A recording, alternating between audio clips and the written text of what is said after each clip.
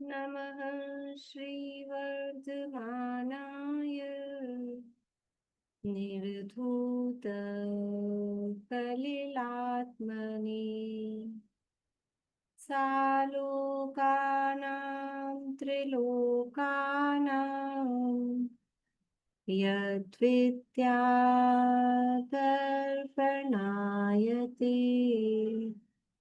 यद्विद्यादर्पणायते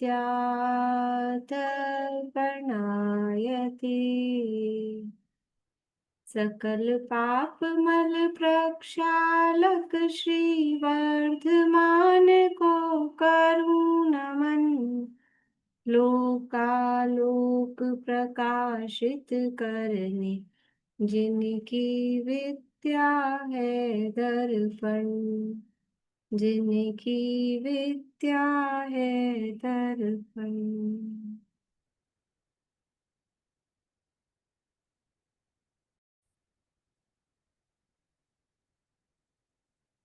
Morning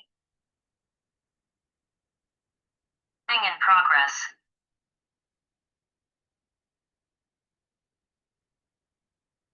रत्नकर्ण शावकाचार्य नामक ये ग्रंथ है, आचार्य समंतभद्र स्वामी द्वारा रचित।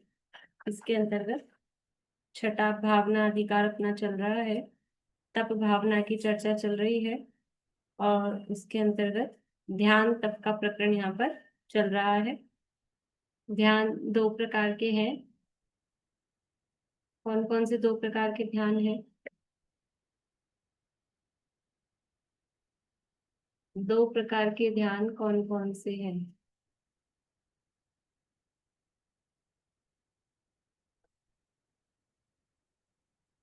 आर्त ध्यान, रौद्र ध्यान।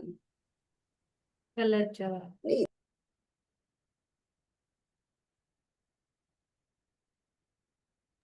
प्रशस्त ध्यान और अप्रशस्त ध्यान। हाँ, अप्रशस्त ध्यान और प्रशस्त ध्यान, ये दो प्रकार के ध्यान हैं। फिर जो अप्रशस्त ध्यान है वो भी दो प्रकार के हैं, आर्त ध्यान और रौद्र ध्यान। और जो प्रशस्त ध्यान है वो भी दो प्रकार के हैं। तो उनमें से अप्रशस्त ध्यानों का वर्णन अपना हो चुका है। अब जो प्रशस्त ध्यान है उस प्रशस्त ध्यान की चर्चा यहाँ पर अपनी प्रारंभ हुई है। उसमें धर्म ध्यान और शुक्ल ध्यान, ये दो ध्यान प्रशस्त हैं। तो धर्म ध्यान का प्रकरण यहाँ से प्रारंभ हो रहा है। पेज नंबर है 357, 357 रत्नकर्ण शावकाचार्य में। अब धर्म ध्यान के स्वरूप का वर्णन करते हैं। धर्म ध्यान का वर्णन, ये कल अपन ने एक दो पैराग्राफ पढ़े थे कि धर्म ध्यान क्या है, किसके होता है। सबसे पहले बताया धर्म ध्यान सम्यक दृष्टि के होता है, मिथ्या दृष्टि के धर्म ध्यान नहीं होता। तो बिल्कुल ही नहीं होता क्या? तो उसकी भी चर्चा अपन ने की थी कि वास्तव में तो नहीं होता। वास्तव में जो धर्म ध्यान है वो तो सम्यक दृष्टि के ही होता है, पर जो मिथ्या दृष्टि है उसकी जो धर्म ध्यान की प्राप्ति के लिए या उस सुख की प्राप्ति या मुक्ति की प्राप्ति के लिए उसका जो पुरुषार्थ है, उसके लिए वो जो उसका प्रयत्न है, उसको भी व्यवहार से धर्म ध्यान कहते हैं। व्यवहार से उसको धर्म ध्यान कहा जाता है। फिर यहाँ पहला पॉइंट दिया था कि जो स्थान के निमित्त से शुभ अशुभ भाव होते हैं, तो जो धर्म ध्यान का इच्छुक व्यक्ति है वो ऐसे स्थानों से दूर रहता है, ऐसे स्थानों का त्याग करता है। ये बड़ा वाला पैराग्राफ तो नहीं पढ़ा था ना अपन ने, यहीं से पढ़ना है। ऊपर से सेकंड पैराग्राफ से पढ़ते हैं, 357 पेज पे दूसरा पैराग्राफ। खोटे स्थान में परिणाम खोटे खोटे ही हो जाते हैं। दुष्ट, हिंसक, पाप कर्म करने वाले, पाप कर्म से जीविका करने वाले, तीव्र कषाई, नास्तिक मती, धर्म के द्रोही जहाँ रहते हो वहां पर परिणाम क्लेशित हो जाते हैं। दुष्ट राजा हो, राजा का दुष्ट मंत्री हो, पाखंडी, मिथ्यादृष्टि, भेदधारियों का जहाँ अधिकार हो, वहां धर्म ध्यान में परिणाम नहीं लगते। जहां पर चक्र आदि का प्रजा के ऊपर उपद्रव हो रहा हो, दुर्भिक्ष महामारी आदि का उपद्रव सहित प्रजा हो, वेश्याओं का संचार हो, व्यभिचारियों का संकेत स्थान हो, आचरण भ्रष्ट भेषधारियों का स्थान हो, जहाँ रसकर्म रसायन के कर्म होते हों, मारण उच्चाटन विद्या के साधक हों। देखो मतलब ये वो स्थान की बातें बता रहे हैं कि जहां पर चक्र का मतलब क्या है, दूसरे राजा का। पहले ऊपर तो बताया था जहाँ का खुद राजा, उस नगर का राजा खुद ही दुष्ट हो, वो प्रजा को परेशान करता हो। और फिर आगे कह रहे हैं पर चक्र मतलब दूसरे जो अड़ोसी पड़ोसी या जो शत्रु राजा है वो प्रजा पर उपद्रव करते हो, या फिर प्राकृतिक ही दुर्भिक्ष महामारी आदि हो रही हो, या फिर वेश्या व्यभिचारी इत्यादि, तो जहाँ के लोगों का आचरण सही नहीं हो। वो संचार कब होगा व्यभिचारियों का, वेश्याओं का, कि वो वहां की वो जो प्रजाजन है वो इस तरह की प्रवृत्ति वाले हैं, तो वो लोग वहां पाए जाएंगे। आचरण भ्रष्ट भेषधारी जहां रहते हो, इन सब से धर्म ध्यान का क्या संबंध है? कि एक तो कहावत है ना दुनिया में कि संगति का असर आता है। तो वो संगति का असर ऐसा आता है कि खुद के भी परिणाम, मतलब 100% नहीं है लेकिन फिर भी निमित्त नैमित्तिक संबंध ऐसे होते हैं कि वो खुद के भी परिणाम उतने विशुद्ध नहीं हो पाते। एक बार करना चाहे तो भी बहुत बहुत प्रयत्न लगता है, और ये भी हो सकता है कि उनको देख देख के उनके जैसा तो नहीं हो रहे, हम खुद भी उनकी जैसा समझ लो व्यभिचारी आदि नहीं हो रहे, लेकिन उनको देख देख के संक्लेश होता रहता है। तो वो संक्लेश होता रहता है तो भी उपयोग की एकाग्रता नहीं बन पाती। काम क्या करना था, उपयोग की एकाग्रता, उसका नाम ध्यान है। तो वो उपयोग की एकाग्रता नहीं बन पाती है। ऐसे जब संयोग होते हैं, ऐसी परिस्थितियां होती हैं, तो भले ही हम उस रूप नहीं हो रहे हैं, लेकिन उनको देख देख के कुछ ना कुछ संक्लेश रूप ऐसे परिणाम होते हैं, विशुद्धि बराबर नहीं हो पाती है। तो ऐसे ही रस रसायन जो भी कर्म कहे, मतलब जहाँ वो हिंसा आदि के काम हो रहे हैं, मारण उच्चाटन आदि, ये हिंसा के से रिलेटेड बातें हैं। जहाँ हिंसा आदि पाप कर्म के उपदेशक, काम शास्त्र, युद्ध शास्त्र, कपटी धूर्तों के बनाए खोटी कथा के शास्त्रों की प्ररूपणा करते हों, जहाँ जुआ खेलने वाले मद्यपान करते हों, व्यभिचारी भांड डोम चारण भाटों से युक्त हों, मतलब आप देखेंगे तो पांचों पापों की जहाँ प्रचुरता है, ऐसा ये समझ में आएगा। ये कुशील की बात कह दी, हिंसा की बात कह दी, सप्तव्यसनी जुआ आदि की बात कह दी। जहाँ चांडाल धीवर शिकारी कसाई आदि दुष्टों का संचार हो, दुष्ट तपस्वियों स्त्रियों का परिचार हो, नपुंसकों का समागम हो, जहाँ दीन याचक रोगी विकलांग अंधे लूले बहरे पीड़ा के शब्द करने वाले जहाँ हो, जहाँ शिकार करने वाले हिंसक जीव कलह काम के धारक पशु मनुष्य आदि रहते हों, जहाँ जीवों के बिल बांबी कंटक तृण विषम पाषाण ठीकरे हाड़ मांस रुधिर मलमूत्र पंचेंद्रिय जीवों के कलेवर करदम आदि से दूषित स्थान हो,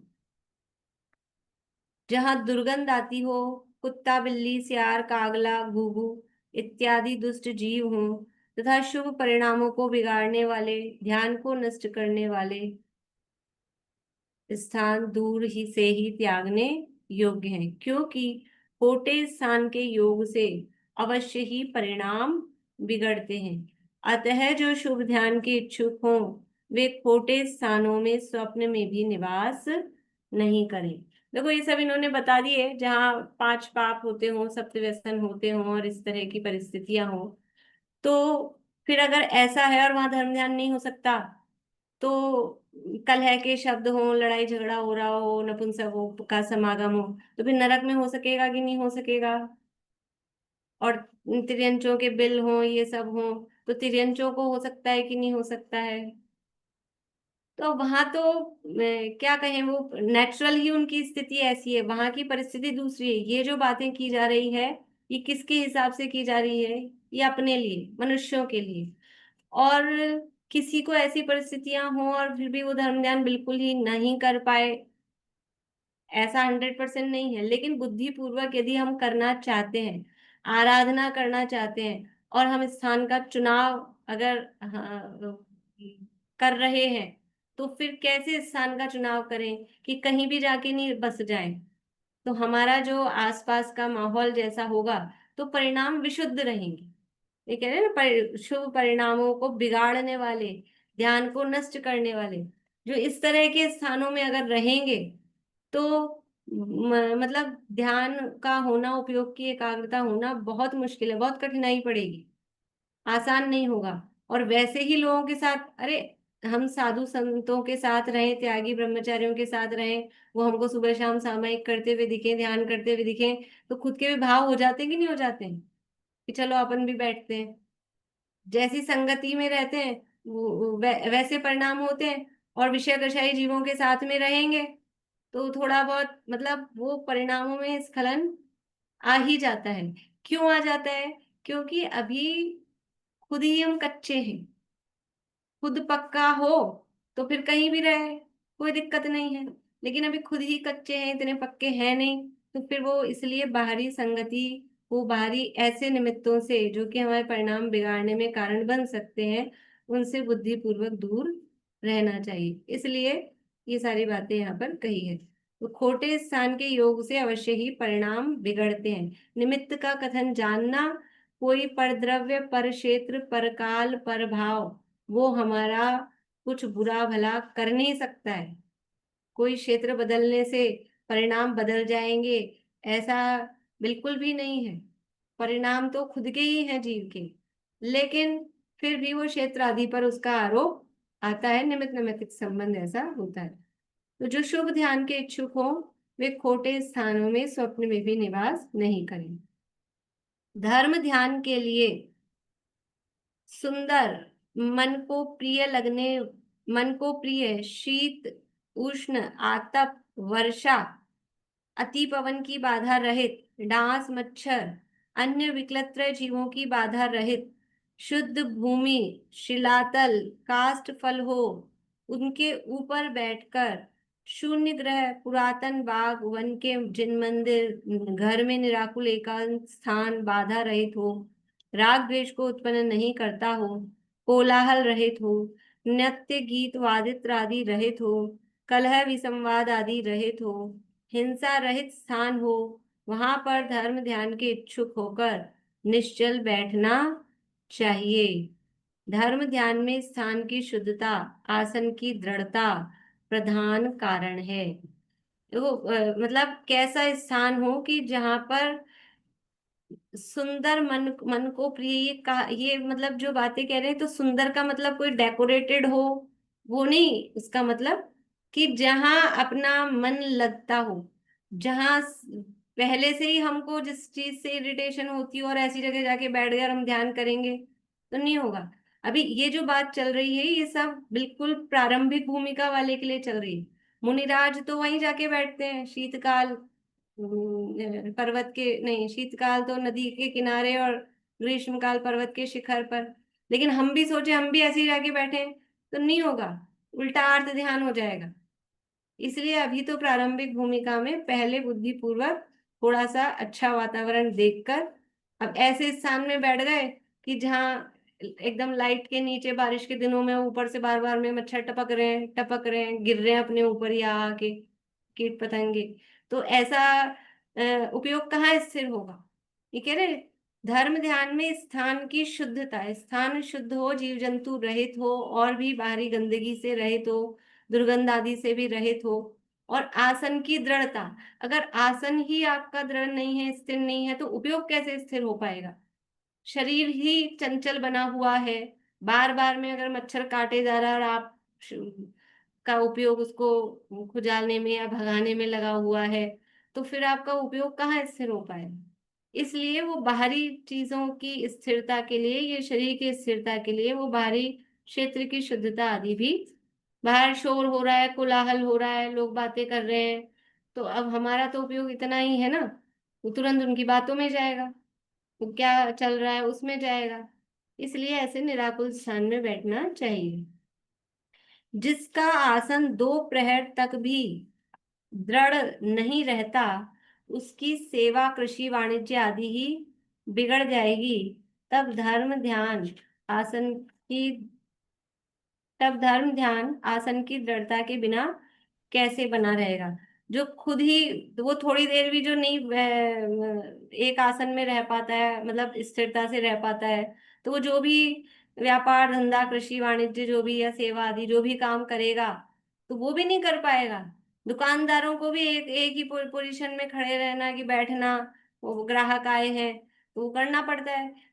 किसान है तो उसको भी खेत जोतना इतने आदि जो भी काम करने, तो वो एक ही पोजीशन में उसको रहना पड़ता है। और जो सेवा के कार्य अगर दूसरे कोई है, समझ लीजिए जो प्रोफेशन वगैरह है, तो उसमें भी वो एक मतलब कहीं कहीं ना कहीं कुछ निरंतरता तो रहती है। जिसकी ये आदत नहीं है, जिसको ये अभ्यास नहीं है कि हम स्थिर होकर रह सके बैठ सके, तो वो ध्यान कैसे कर पाएगा।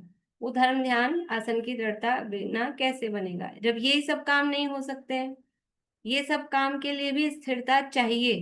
व्यापार धंधा नौकरी खेती बाड़ी, इनके लिए भी थोड़ी एकाग्रता चाहिए। तो फिर धर्म ध्यान के लिए वो बिना एकाग्रता के कैसे हो। 3 प्रकार के उत्तम सहनन के धारकों से ही ध्यान में दृढ़ता होती है। देखो अब इसमें बाहरी निमित्त और क्या बता रहे हैं। पहला निमित्त तो बताया था बाहर के क्षेत्र का। अब बाहर के क्षेत्र से कहाँ आ रहे हैं, ये शरीर पे।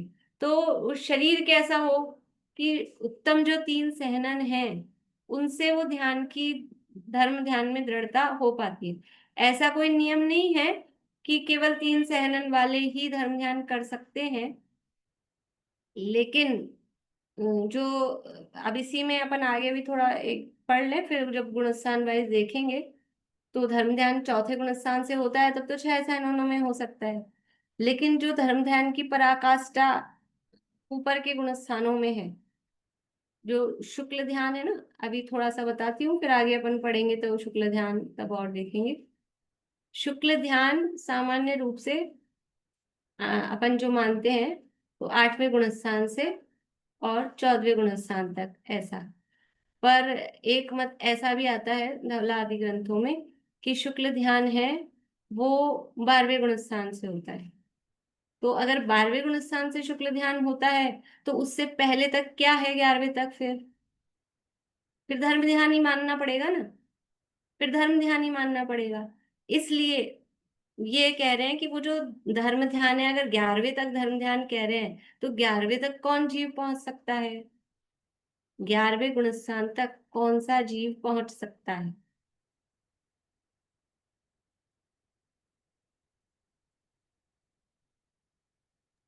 उपसम श्रेणी मानने वाले मुनिराज 11वें गुण स्थान तक पहुंचेंगे, और वो भी प्रत्यक्ष वितर्क विचार ध्यान रहेगा उस समय पर उनका। ठीक है आपका जवाब।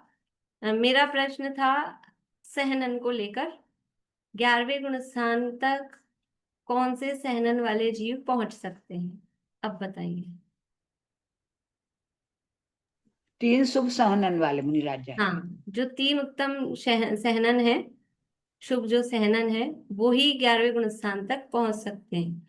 सहनन कितने होते हैं और कौन कौन से होते हैं, अभी कुछ दिन पहले भी मैंने पूछा था।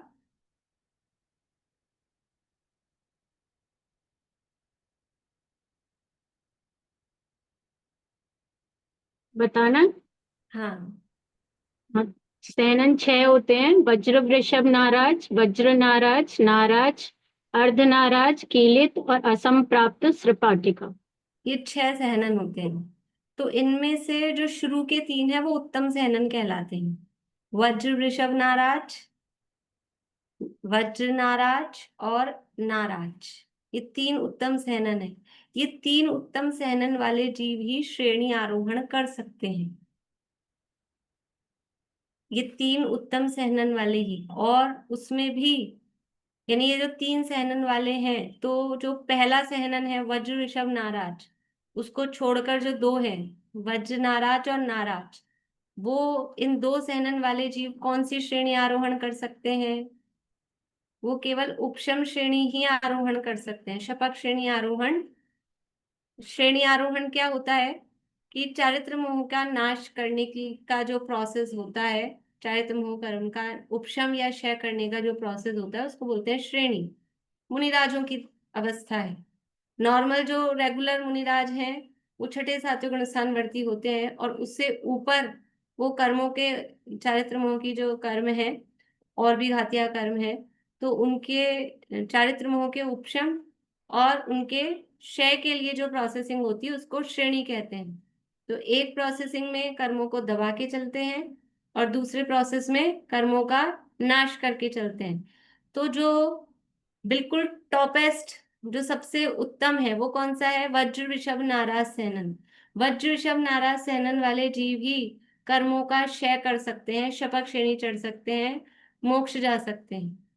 और उससे जो दो नीचे वाले हैं, वज्र नाराज और नाराज, वो श्रेणी तो चढ़ सकते हैं लेकिन वो शपथ श्रेणी नहीं चढ़ सकते, यानी वो केवल चारित्र मोह की प्रकृतियों का उपशम ही कर सकते हैं, वो क्षय नहीं कर सकते हैं। तो भी वो धर्म ध्यान तक तो पहुंच रहे हैं। जो धर्म ध्यान अपन ऊपर श्रेणी के गुण स्थानों में कह रहे हैं, तो वो धर्म ध्यान तक तो पहुंच रहे हैं। तो यहाँ कह रहे हैं 3 प्रकार के उत्तम सहनन के धारकों से ही ध्यान में दृढ़ता होती है। वो ध्यान में दृढ़ता होती है तो वो उपशम श्रेणी चढ़ पाते हैं, या शपथ श्रेणी पहला सहनन है तो शपथ श्रेणी चढ़ पाते हैं।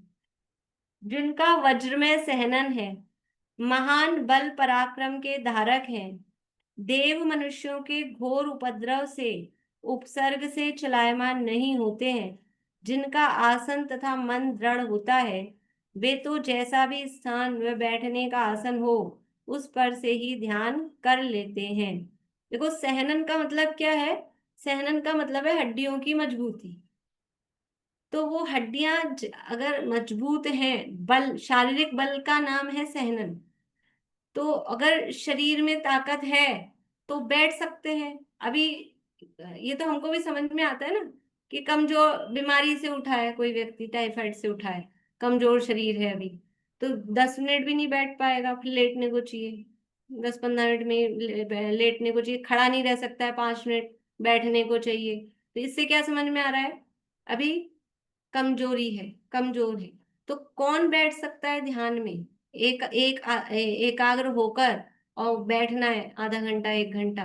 कौन बैठ सकता है? कि जिसके शरीर में ताकत है। तो शरीर की ताकत होती है वो हड्डियों के मतलब हड्डियों पर आधारित रहती है। हड्डियां मजबूत हैं तो वो शरीर में ताकत रहती है। एक आपने देखा होगा नॉर्मली कि मतलब जनरल बात है, महिलाओं में पुरुषों की अपेक्षा से मतलब कम ताकत होती है। नॉर्मली, सामान्य रूप से पुरुष अधिक बलवान होते हैं, महिलाएं थोड़ी उनके यानी कंपेयर करेंगे तो कम बलशाली होती हैं। 100 मतलब कहीं कहीं कोई अपवाद हो तो छोड़ना, लेकिन ऐसा होता है। यानी 10 साल का लड़का होगा और 10 साल की लड़की होगी, तो वो लड़का अच्छा वजन उठा पाएगा, लड़की उतना नहीं उठा पाएगी। मतलब एक एक नॉर्मली एक समझ लो ऐसा होता है। क्यों होता है ऐसा?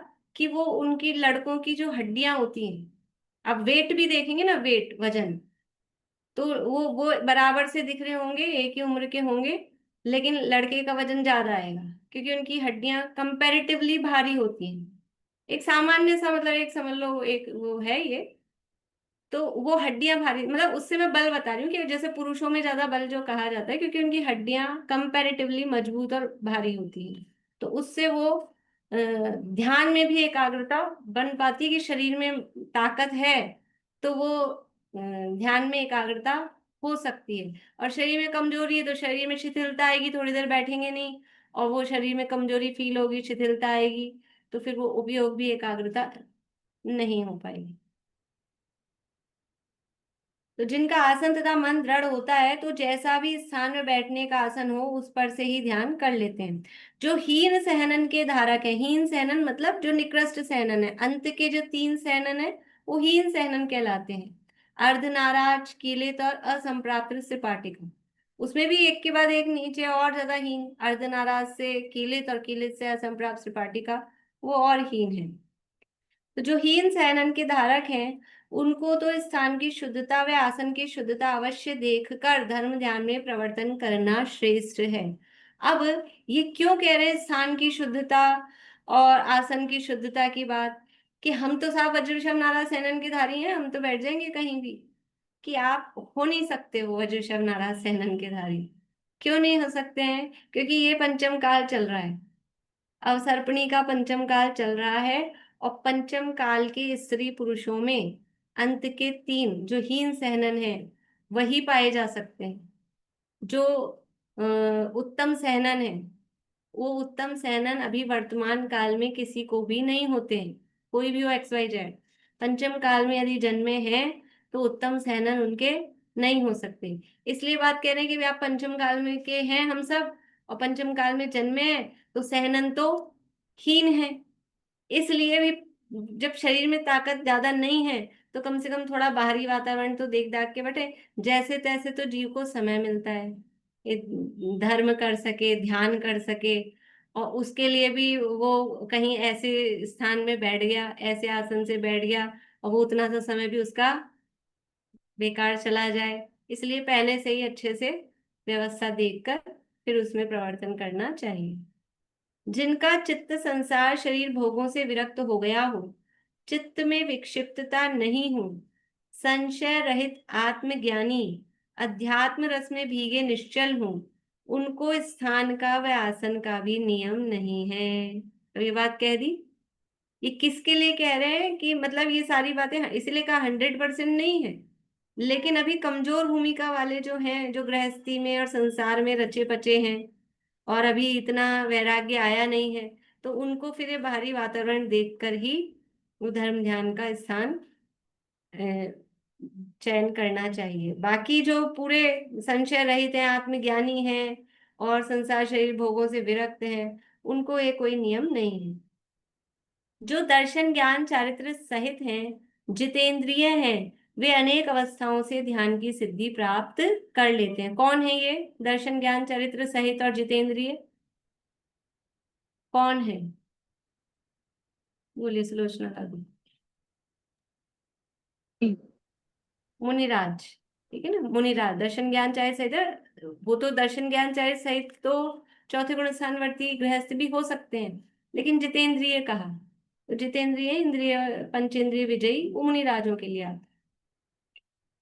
धर्म ध्यानी इस प्रकार का चिंतन करता है। ये धर्म ध्यानी करता है, हमको क्यों बता रहे हो? धर्म ध्यानी करता है तो हमको क्यों सुना रहे हैं? कि अगर हमको धर्म ध्यानी बनना है, अगर हम वो बनने के इच्छुक हैं, तो हम भी वही विचार करें, तो थोड़ा कॉपी करेंगे तो फिर वैसा हो पाएंगे। अहो, बड़ा अनर्थ है जो मैं अनंत गुणों का धारक होकर के भी संसार रूप वन में अनादि काल के कर्म रूपी बैरी से पूर्ण रूप से ठगा गया हूँ। अहो, मैंने अज्ञान भाव से कर्म के उदय से हुए राग द्वेष मोह को अपना स्वरूप जानकर घोर दुख रूप संसार में परिभ्रमण किया है। अब मेरा किसी कर्म के उपशम से परम उपकारी जिनेन्द्र के परमागम के उपदेश की प्राप्ति होने से राग रूप ज्वर नष्ट हो गया है। यानी अनादिकाल से मैंने क्या किया है कि ये मोह राग द्वेष के वश होकर दुखी प्राप्त किया, लेकिन अब कुछ समझ लो, कुछ मेरा ऐसा अ, उदय आया, कर्म का उपशम हुआ, तो ये जिनेन्द्र भगवान के उपदेश से मेरा ये जो मोह है, ये मोह मंद हुआ है, राग कुछ कम हुआ है। मोह निद्रा के दूर होने से स्वभाव और प्रभाव का ज्ञान प्राप्त हुआ है। स्वभाव और प्रभाव का ज्ञान, इस स्वभाव और प्रभाव नहीं है, स्वभाव और परभाव होना चाहिए, इसको सही करिए। प्रभाव शब्द नहीं होगा, परभाव होगा। स्वभाव और परभाव का ज्ञान प्राप्त हुआ है। यानी स्वभाव क्या है और परभाव क्या है? अभी तक हम क्या मान रहे थे? गोरा काला मोटा पतला, ये क्या है? ये पर भाव है, तो इनका ज्ञान हुआ। और जानना, देखना, ये स्वभाव है। तो अभी हम गोरा काला मोटा पतला को ही स्वभाव मान रहे थे, तो अब ये मेरे को कोई जो उपदेश मिला है और ये मोहमंद हुआ है, तो उससे ये मुझे भेद ज्ञान स्वभाव और प्रभाव का हुआ है। अब इस काल में शुद्ध ध्यान रूप तलवार से कर्मों का नाश कर लूं, तो स्वाधीनता को प्राप्त करके फिर कभी दुखों का पात्र नहीं होऊंगा। यदि मैं अज्ञान रूप अंधकार को आत्मज्ञान रूप सूर्य के प्रकाश के द्वारा अब भी दूर नहीं करूंगा, तो अन्य किस पर्याय में दूर करूंगा? ये अभी तो मेरे को ये सब मिला है। यदि अभी भी मैं ये काम नहीं करूंगा या अपने मोह को दूर नहीं करूंगा, अपने अज्ञान को दूर नहीं करूंगा, तो फिर कब करूंगा? ये कौन विचार कर रहा है?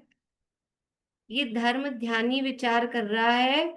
और ये धर्म ध्यान का इच्छुक भी यही विचार करता है, जिसको भले ही अभी धर्म ध्यान प्रकट नहीं हुआ, लेकिन जिसको निकट भविष्य में ही, अल्पकाल में ही धर्म ध्यान होने वाला है, उसके भी विचार यही होंगे।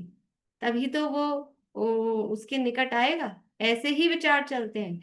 यानी स्वभाव की प्राप्ति से पूर्व भी और स्वभाव की प्राप्ति के बाद भी वो विचार जो है, वो विचार सेम ही होते हैं। पूर्व में भी वही विचार होते हैं, पश्चात में भी वही विचार होते हैं। बस वो एक जो अनुभूति कहो, फीलिंग कहो, स्व संवेदन कहो, वो एक बीच में होता है, तो उससे इन विचारों पर सील लग जाती है, मोहर लग जाती है, और वही विचार यथार्थ हो जाते हैं। बाकी विचारों में कोई अंतर नहीं होता है, पहले भी वही चलते हैं, बाद में भी वही चलते हैं।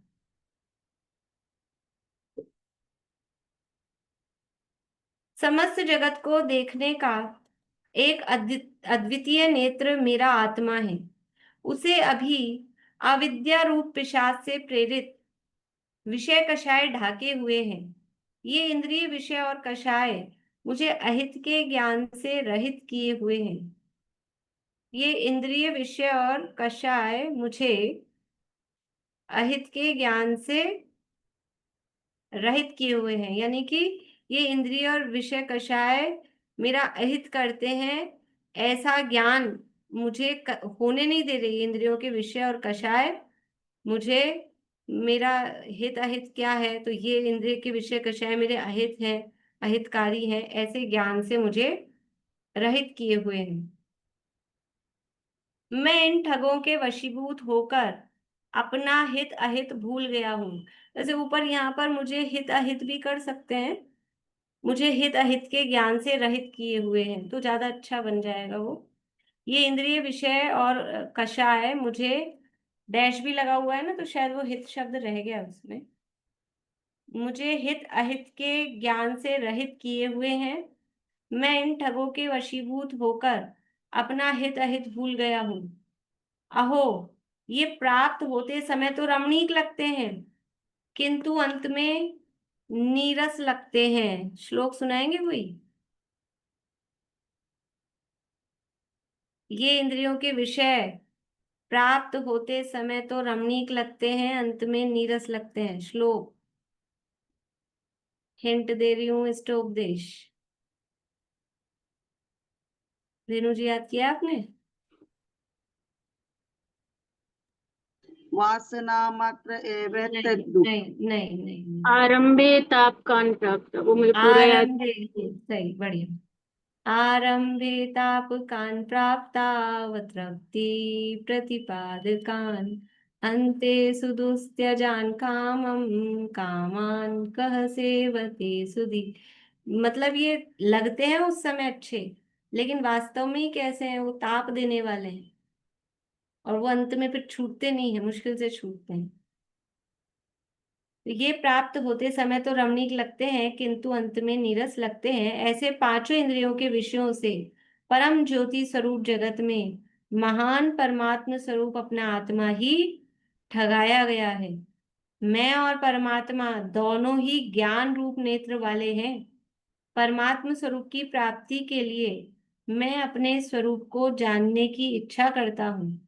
परमात्मा के तो आत्मगुण प्रकट हैं, किंतु मेरे गुण कर्मों से ढक रहे हैं। मुझ में और परमात्मा में गुणों की अपेक्षा कोई भेद नहीं है, शक्ति व्यक्ति का ही भेद है। सो हम इत्यात्म संस्कारात्, यस, याद है, बोलेंगे निशा आंटी? समाधि तंत्र का है। शुरू की लाइन क्या है? तो हम इत्यात्म संस्कारात्, ध्यान नहीं यार, आगे का मुझे भी नहीं है, मतलब रिवीजन किए हुए काफी दिन हो गए actually। ये सो हम मतलब वही मैं हूँ, ऐसा जो संस्कार है वो जायते दृढ़, ऐसा है आगे, पूरा मुझे भी नहीं याद आ रहा। तो ये कौन हूं मैं, कि जो परमात्मा है वो ही मैं हूँ, जो मैं हूँ वो ही परमात्मा है, मैं वह हूँ जो है भगवान, जो मैं हूँ वह है भगवान, अंतर यही ऊपरी जान। क्या अंतर बता रहे हैं कि ये शक्ति व्यक्ति का ही भेद है, वे विराग, यह राग वितान। वो, मैं तो शक्ति रूप से परमात्मा हूँ, वो व्यक्त रूप से परमात्मा है। उनके मोह राग द्वेष नष्ट हो चुके हैं और मेरे मोह राग द्वेष अभी रखे हैं, लेकिन वो भी मेरा स्वभाव नहीं है। मेरे, उनके अनंत गुण प्रकट हो चुके हैं, उनकी निर्मल अवस्था प्रकट हो चुकी है, और मेरे अनंत गुण जो है वो ये कर्मों से मलिन हो रहे हैं, लेकिन है तो वो भी निर्मल ही। कौन विचार कर रहा है ये जो वो धर्म ध्यान का इच्छुक। अब किसको करना है ये विचार? ये, यदि हम धर्म ध्यान के इच्छुक हैं, देखो धर्मात्मा किसे कहते हैं? आत्मा में धर्म प्रकट हो तो उसको धर्मात्मा कहे ना, जिस आत्मा में धर्म प्रकट होता है उसको धर्मात्मा कहते हैं। तो यदि हम धर्मात्मा होना चाहते हैं तो धर्म ध्यान, धर्म प्रकट करें, तो उसके लिए ये विचार है। ऐसे विचार हैं तो हम धर्मात्मा हैं। खाली इस थाली का माल उस थाली में कर दिया, इसका नाम धर्मात्मा नहीं है। मुझ में और परमात्मा में गुणों की अपेक्षा कोई भेद नहीं है, शक्ति व्यक्ति का ही भेद है। ये कर्म जनित दुख हैं, वे जब तक मैं ज्ञान समुद्र में डूबा नहीं हूं तब तक मुझे दुखी करेंगे। ये कर्म जनित दुख हैं, ये कैसे हैं? मधुमक्खियां आ गई हो ना बहुत सारी, कई मधुमक्खियों का छत्ता और किसी ने छेड़ दिया और फिर मधुमक्खियां आक्रमण कर रही है, तो फिर क्या करना पड़ता है कि वो नदी में डुबकी लगानी पड़ती है, और वो नदी में घुस गया आदमी तो वो उसके ऊपर ऊपर मंडराती हैं, फिर वो मुंह बाहर निकालता है तो वो आके फिर चिपकने को होती हैं। तो फिर क्या करना पड़ता है? फिर डूबो अंदर। तो वो जब तक उसमें डूबा हुआ है पानी में तब तक तो सेफ है। ऐसे ही जब तक इस ज्ञान रूपी समुद्र में, एक कौन सा है ज्ञान रूपी समुद्र, कि अपना जो स्वभाव, स्वभाव जो ज्ञान है, उस स्वभाव में जब तक हम डूबे हुए हैं तब तक ये कर्म दुखी कर नहीं सकते। और स्वभाव से बाहर आए तो ये कर्म रूपी मधुमक्खियां वो चिपक जाती हैं, वो काटती हैं। फिर देखो कर्म क्यों बंधते हैं, किसको बंधते हैं? जो अपने आत्म स्वभाव में लीन रहता है उसको कर्म नहीं बनते हैं। आत्मा से बाहर जो अपने को आत्मा स्वीकार नहीं कर रहा है, बाहर में ही जिसकी दृष्टि है, जिसका उपयोग है, जिसकी श्रद्धा ज्ञान चारित्र बाहर की तरफ है, उसका नाम मिथ्या दर्शन ज्ञान चारित्र है। वो बहिरात्मा है, वो कर्म से बंधता है। और जिसके श्रद्धा ज्ञान चारित्र इधर है अपनी तरफ, अंतर की तरफ, वो अंतरात्मा है, वो कर्मों से बंधता नहीं है, वो परमात्मा बन जाता है। तो ये कर्म जनित दुख हैं, वे जब तक मैं ज्ञान समुद्र में डूबा नहीं हूं तब तक मुझे दुखी करेंगे। नारद तिर्यंच मनुष्य देव की कर्म के उदय जनित पर्याय मेरा स्वरूप नहीं है। मतलब एक एक चीज आप देखेंगे पॉइंट वाइज चल रहे हैं। पहले क्षेत्र से भिन्न किया, फिर शरीर की तरफ आए, मतलब क्षेत्र की बात ली थी, फिर शरीर कैसा हो वो बात ली, फिर अब ये चिंतन किस प्रकार से कर रहा है। तो वो चिंतन करते हुए ये विषयों से परान्मुख किया। फिर अब ये जो कर्म के उदय जनित जो ये पर्याय है, ये पर्याय मेरा स्वरूप नहीं है। मैं सिद्ध समान निर्विकार स्वाधीन सुख स्वरूप हूँ। मैं अनंत ज्ञान, अनंत दर्शन, अनंत वीर्य, अनंत सुख स्वरूप हूँ। क्या अब मोह रूप विष के वृक्ष को नहीं उखाड़ूं? जब मुझ में अनंत वीर्य है, मैं अनंत वीर्य का धनी, तो ये मोह का वृक्ष मैं उखाड़ नहीं सकता? इतना इतना से ताकत नहीं, शरीर में भले ही ताकत ना हो लेकिन वो शरीर में ताकत कम ज्यादा हो, लेकिन अंदर आत्मिक बल सबका बराबर है। देखो शरीर की जो ताकत है वो तो कर्म के उदय जनित है, इसलिए उसमें अंतर पड़ता है, किसी की कम है किसी की ज्यादा है। लेकिन जो अंदर आत्मिक बल है, अनंत वीर्य, वो सब में अनंत ही है और सब में एक सा अनंत है और कोई कम ज्यादा नहीं है। और वो जो सबका अनंत वीर्य है वो केवल अपने अपने लिए यूज में आने वाला है। कहीं ऐसा हो ना, कहीं कुछ अपने को मिला हो, कोई समझ लो कोई टिकट है कहीं का भी, समझ लो वो टिकट ही समझ लो, तो वो टिकट है अपने हाथ में, बोर्डिंग पास है प्लेन का, तो उसकी पावर क्या है, या हम बैठ सकते हैं फ्लाइट में, लेकिन वो सबके पास अपना अपना होता है और सब में उतनी ही ताकत है कि सब अपनी अपनी सीट पे जाके बैठ सकते हैं। लेकिन मेरे बोर्डिंग पास से आप बैठ जाओ कि वो अपना अपना ही काम करेगा, अपना अपना टिकट अपना अपना ही काम करेगा। तो ऐसे ही अपने अपना टिकट सबके पास है। ये अनंत वीर, अनंत ज्ञान दर्शन सुख वीर्य, ये अनंत गुण सबके अपने अपने पास हैं। तो इधर उधर देखने की जरूरत क्या है। हे प्रभु तू काई बातें अधूरा, पर की आस करे क्यों मूरख, तू सब बातें पूरा।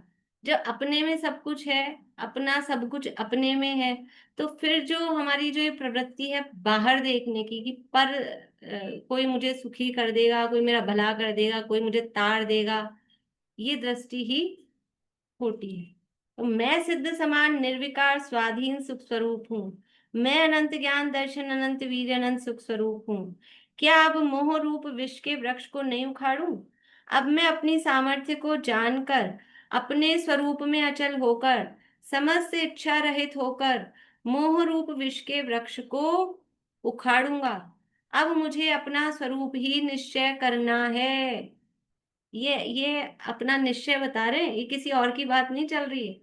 ये मेरे विचार कैसे हों, कैसे होने चाहिए, वो ये बता रहे हैं। अब मुझे अपना स्वरूप ही निश्चय करना है। क्यों करना है। जिससे अनादि से मुझ में फंसी हुई जो मोह की पाशी यानी बंधन है, उसे तोड़ने का उपाय करता हूँ। ये अनादिकालीन जो मोह के बंधन में मैं बंधा हुआ हूँ, उसके पाश मतलब उसके वो उसने जो मुझे बांध रखा है, उसमें जो मैं बंधा हुआ हूँ, वो उससे कैसे छूटूं। कि अपने स्वरूप का निश्चय करके।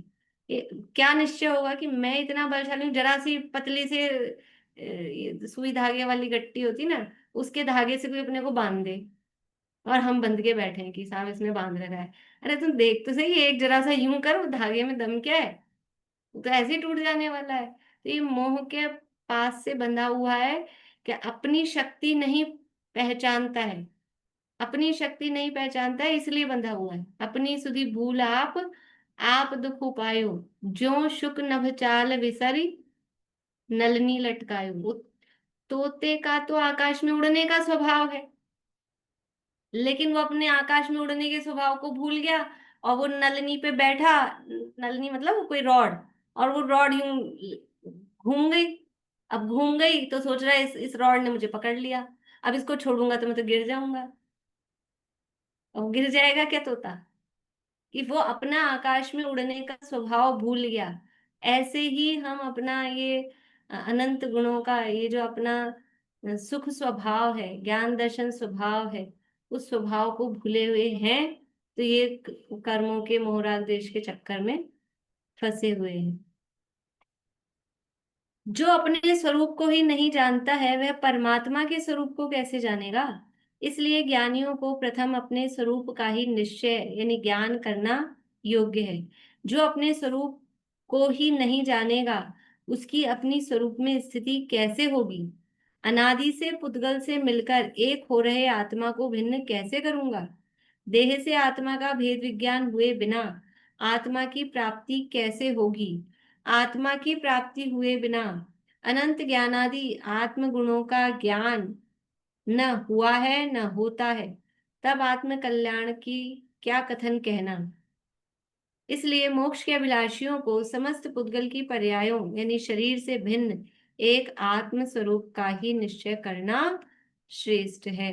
देखो धर्म ध्यान का प्रकरण चल रहा है ना, इसका नाम है वास्तव में, मतलब हम तो क्या धर्म, अभी आगम और अध्यात्म का ही अंतर है। तत्वार सूत्र में आगम अपेक्षा धर्म ध्यान और ये प्रकरण पढ़ेंगे तो ये आज्ञा पाय विपाक विजय पिंडस पदस रूपस रूपातीत वो वहां चल जाएंगे। यहाँ वास्तव में वो धर्म ध्यान के लिए भावभूमि कैसी होनी चाहिए, अभी कुछ विशुद्धता आई कि नहीं, ये आधा ये पौने एक घंटे में अपनी ये प्रकरण पढ़ के, ये मतलब ये वास्तव में भावभूमि तैयार करने के लिए। अब वो भेद प्रभेद हमको आए चाहे ना आए कोई बात नहीं, लेकिन उपयोग में ये विचार चिंतन ये इस तरह के चलें तो धर्म ध्यान है और क्या है। ये धर्म ध्यान के भेद तो हमको आते ही नहीं है, कौन से गुणस्थान में होता है कौन से में नहीं होता, जिन्हें चौथे में होता है कि आठवें में होता है, आपने क्या कह दिया क्या नहीं कह दिया समझ में नहीं आया, कोई बात नहीं। लेकिन ये मैं परमात्मा स्वरूप हूँ, मैं सिद्ध के समान शुद्ध हूँ, अनंत गुणों का धनी पिंड हूँ, ये ये जम जाए और ये विचार चलता रहे, बस हो गया धर्म ध्यान। फिर कोई भेद प्रभेद जानने की जरूरत नहीं है। और करना क्या था, भेद प्रभेद जान के ये सब इतना, ये सब ये किस लिए है, ये उपयोग आत्मा में स्थिर हो उसके लिए सारा कार्यक्रम है। और सब तो जान ले, वो कार्तिक अनुप्रेक्षा में गाथा आई थी दो दो दिन पहले स्वाध्याय के, कि खूब सारा तो पढ़ ले शास्त्र, लेकिन ये असली जो शास्त्र का मर्म है, जो भेद ज्ञान है, जो आत्मा का स्वरूप है, वो नहीं जाने तो फिर क्या है, वो सब शास्त्र पढ़ना कोई मतलब का नहीं। तो ऐसे ही खाली भेद प्रभेदों में उलझ के नहीं रहना है। वो भेद प्रभेद किस लिए सीखे हैं, कि उपयोग इसमें लगे अपने आत्मा का निर्णय कर सके, तो हम अपने आत्मा का स्वरूप समझकर उसमें लीन हो, इस भावना से ये धर्मदान का प्रकरण यहाँ किया गया है। ऐसा ही हम करें पूरा।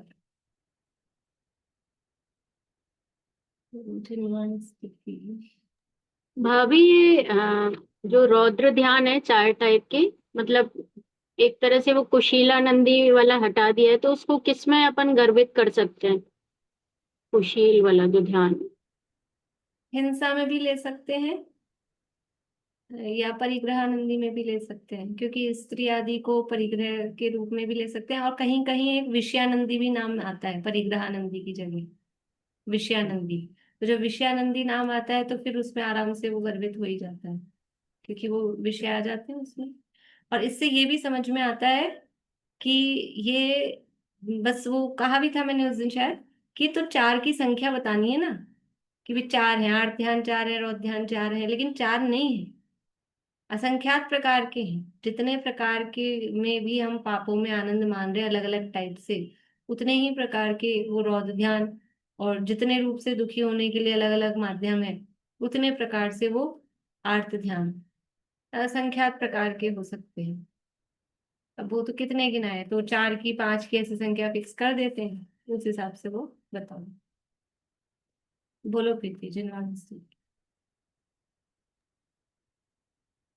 निर्ग्रंथता की भावना अब हो सफल मेरी, बीते अहो आराधना में हर घड़ी मेरी, करके विराधन तत्व का बहु दुख उठाया, आराधना का यह समय अति पुण्य से पाया, मिथ्या प्रपंचों में उलझ अब क्यों करूं देरी, निर्ग्रंथता की भावना अब हो सफल मेरी, पीते अहो आराधना में हर घड़ी मेरी।